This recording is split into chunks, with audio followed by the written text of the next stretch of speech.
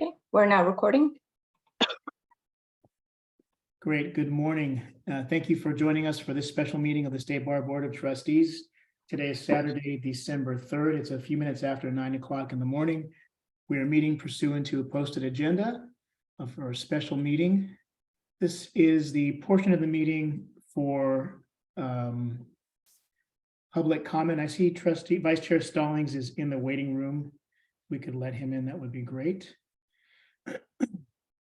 For those of you who have joined us for this special meeting to provide public comment, you may indicate your desire to do so by clicking the raise hand function on Zoom. I see we have at least one person who has done that.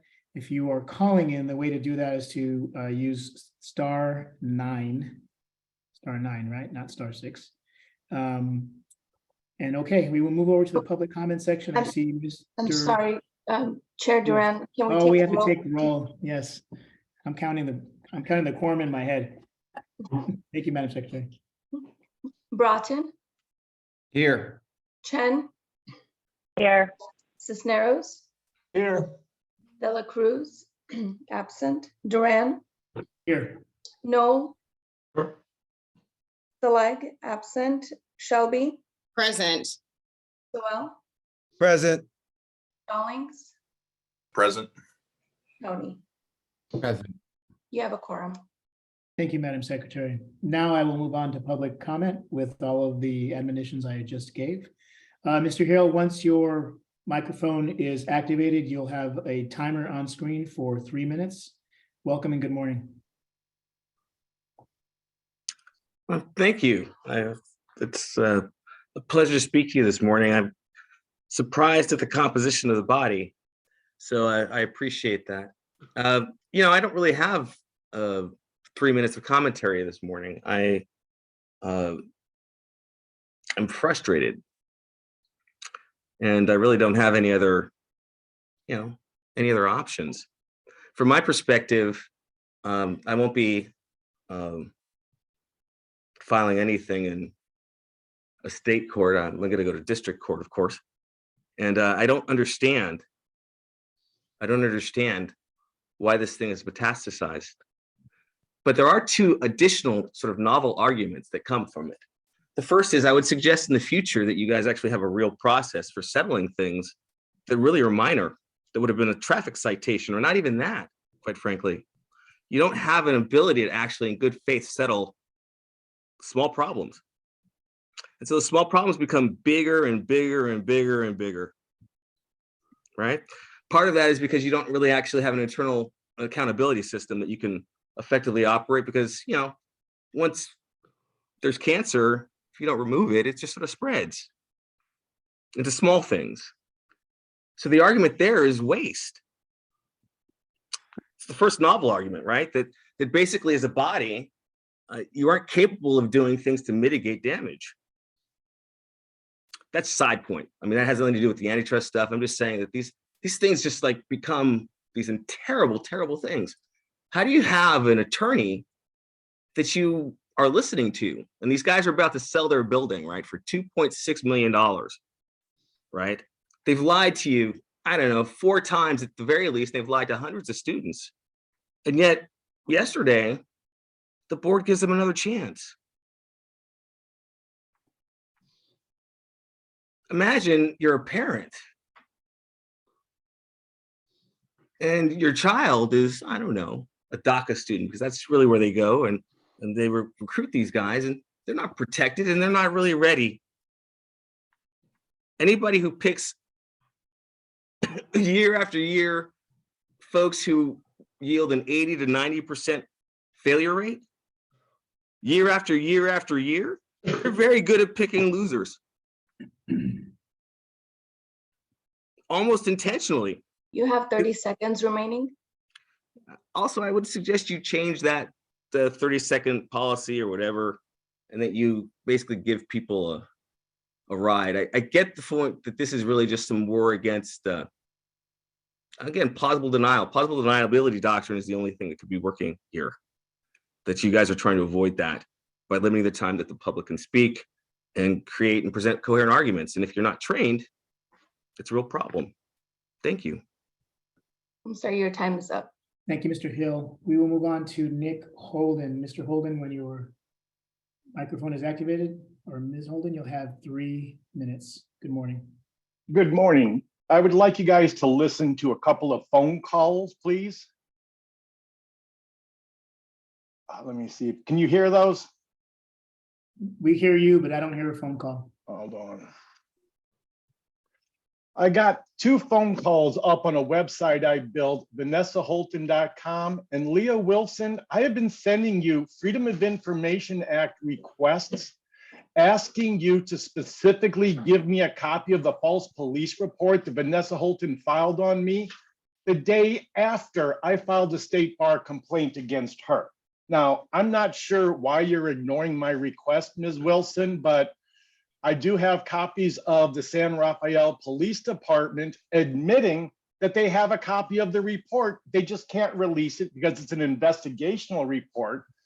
But the report that Vanessa Holton wrote was done on government time in her office using her staff and delivered to the San Rafael Police Department,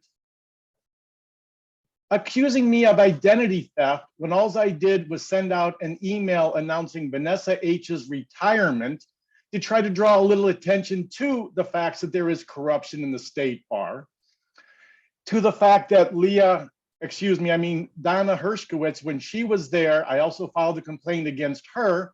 And what did they do? They brought Lawrence Jeffrey DeSalo, who is a college alumni of Vanessa's, to clear her. And even when I got a follow-up from Kevin DeSantis, he says that Vanessa Holton filing a false police report is no big deal because Larry cleared her of the original charges.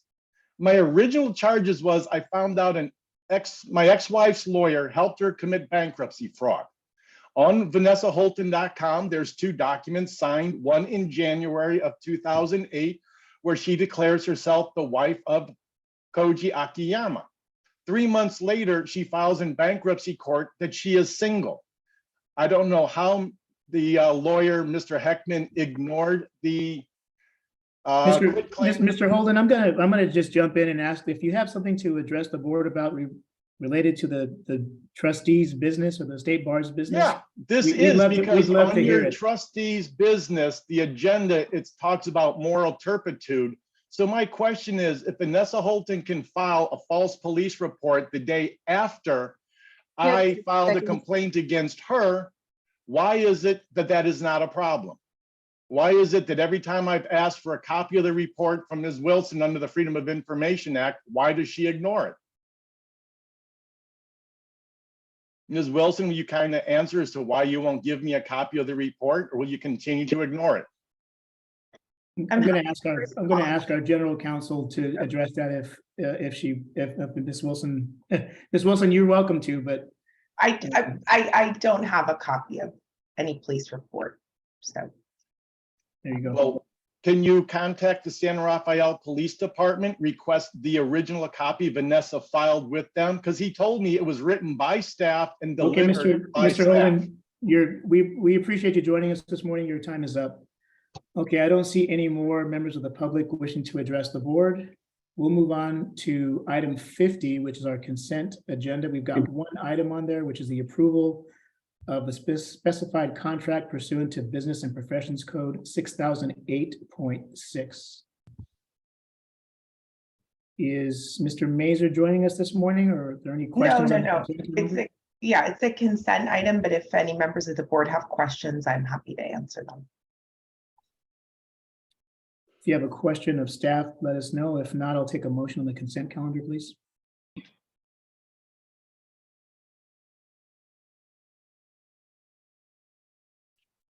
I'll move the item.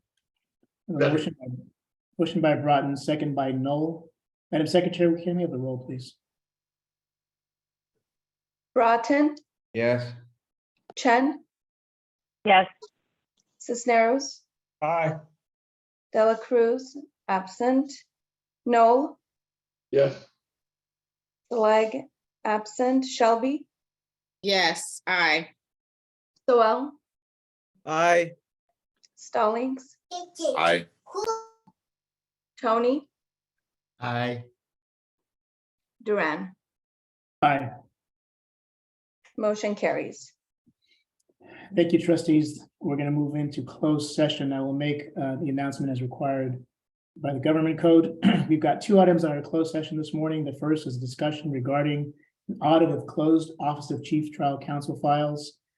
This is authorized pursuant to government code section 11126, subsection A1 and subsection C.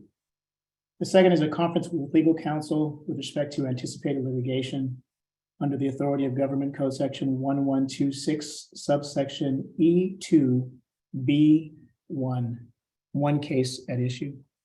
Trustees, I believe we should have a separate closed session link, but I'll ask the secretary to confirm that she has within her nod. Yes, I just went ahead and sent it, so you should have it in your email. Okay, we'll see everyone in closed session. Thank you. For those of you who are watching or listening, we will come back out of closed session when we're done with the business, and if there's something to report, I will do so at that time. Thank you.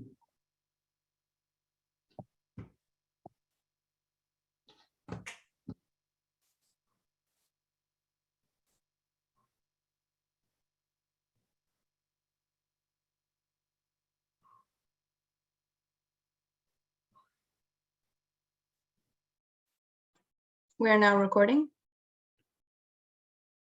Okay, good afternoon. We are reconvening back into open session after our closed session from this morning. We have something to report, so I'm going to ask the board secretary to put it up on the screen for everyone to see, and I will make a verbal announcement. Madam Secretary, do we need another roll call coming back into open session? Okay, good.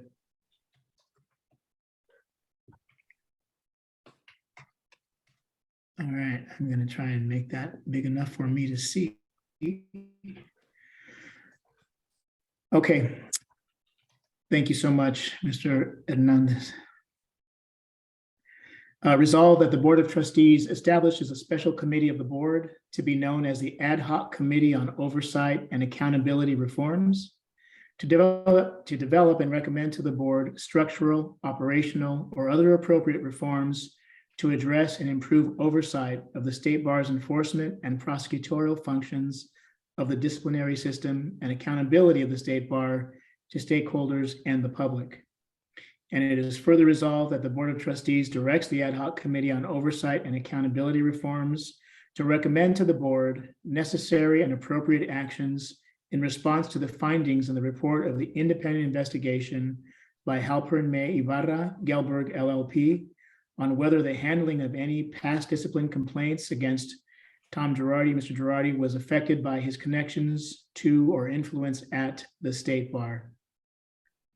I just request with the consent of the board to add Mr. Girardi's first name there, as we have other licensees with the last name Girardi.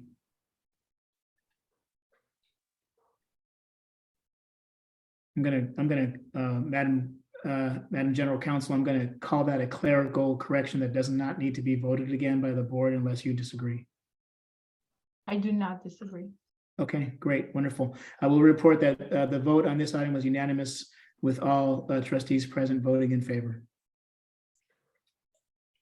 And I have nothing further to report. With that, we will adjourn and thank everyone for their work this morning and their patience. Have a good weekend, everybody. Take care. Bye-bye.